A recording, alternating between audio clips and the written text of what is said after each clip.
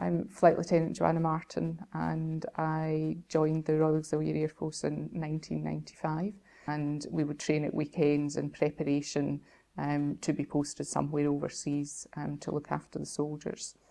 One particular incident was, I think it sticks in my mind so vividly because it was actually the day that President Bush declared that the war was over.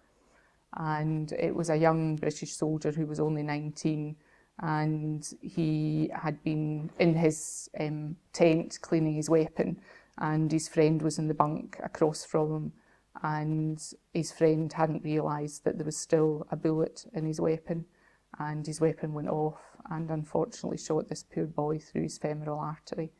And he came in via helicopter with a medic working on him, who was obviously distraught, knew him very well, and we worked on him when he came in, but we couldn't save him. And it was just so devastating because it was that day that his parents would have heard the war was over.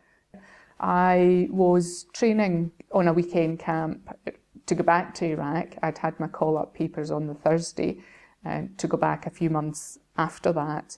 And we were on an assault course, and I was climbing up the cargo net and managed to fall off the top and sustained a T8 spinal fracture, which is a complete injury, which means I'm paralysed from the chest down.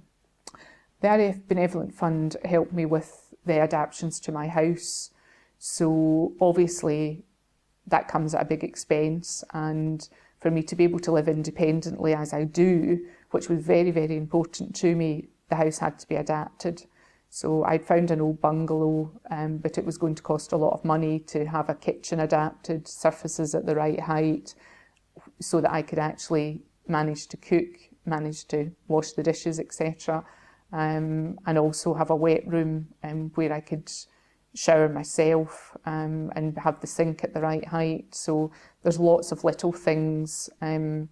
Having electric curtains so that I can manage to press a button and have them close, blinds in the kitchen that I wouldn't be able to reach. So that there's lots of things that had to be done, ramping outside, and the Benevolent Fund helped me with all those things, which enabled me to have my adapted house, and that enables me, in meantime anyway, to live independently.